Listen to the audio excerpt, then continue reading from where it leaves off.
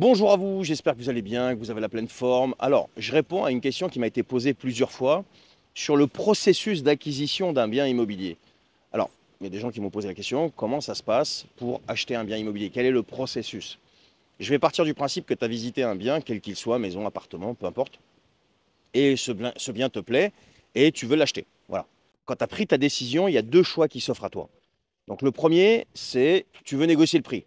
Là, il faut faire une proposition d'achat, une offre d'achat en négociation. Donc, tu vois ça avec ton professionnel de l'immobilier. Tu lui fais une proposition. Il rédige une proposition écrite. En général, c'est comme ça que ça se fait. Et il la soumet au propriétaire. Il négocie le prix pour toi avec lui. Donc, une fois que vous avez trouvé un terrain d'entente, il faut passer à ce qu'on appelle le compromis de vente. Alors, le compromis de vente, soit il se fait en agence, soit il se fait chez le notaire. Donc, le professionnel ou le notaire te fixe un rendez-vous pour signer le compromis de vente.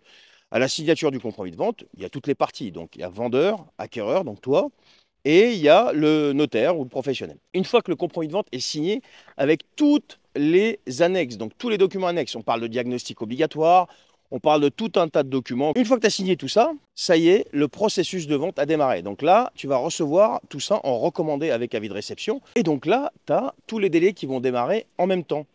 Donc tu as le premier délai, c'est quoi? C'est le délai de rétractation. Donc c'est 10 jours. 10 jours, tu peux te rétracter quand tu veux, sans aucun justificatif. Tu as aussi une quinzaine de jours pour déposer une demande de prêt dans au moins une banque. Voilà. Et là, tu vas devoir justifier que tu as bien déposé la demande de prêt. Donc, il te faut une attestation de dépôt de demande de prêt que tu dois fournir.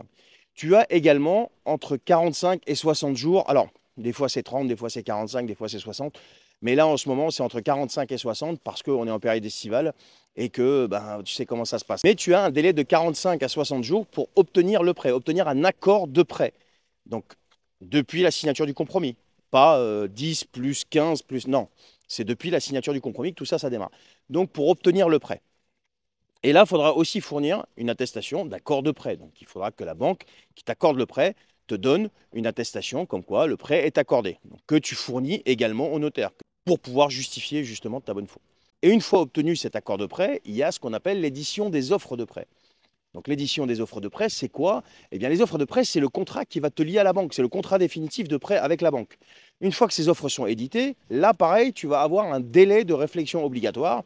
C'est ce qu'on appelle la loi Scrivener. Et là, tu vas devoir retourner tes offres de prêt signées, comme il se doit, à la banque. Et à partir de ce moment-là, eh bien, la banque est prête, tout le monde est prêt. Le notaire n'a plus qu'à fixer une date de signature de l'acte authentique. C'est cet acte-là qui va faire de toi le propriétaire de ce bien et donc débloquer les fonds pour pouvoir justement financer ton acquisition, pour pouvoir payer le vendeur. Voilà comment ça se passe. Et ce process en général, alors je dis bien en général, on dit que c'est 3 mois. Bon, plus ou moins 3 mois, plutôt plus que moins. Voilà. Alors à quel moment tu es engagé vraiment quand tu signes le compromis de vente? Alors je t'ai expliqué tout à l'heure que quand tu signes le compromis de vente, tu as 10 jours durant lesquels tu peux te rétracter. Donc c'est ce qu'on appelle le délai de rétractation. Donc là, tu dois rien à personne. Si après les 10 jours, tu souhaites te désolidariser de la vente, là, tu peux, mais il y a un truc qu'on appelle la clause pénale qui rentre en ligne de compte, c'est 10%. Alors ça, les 10%, c'est une indemnité que tu devras au propriétaire, au vendeur.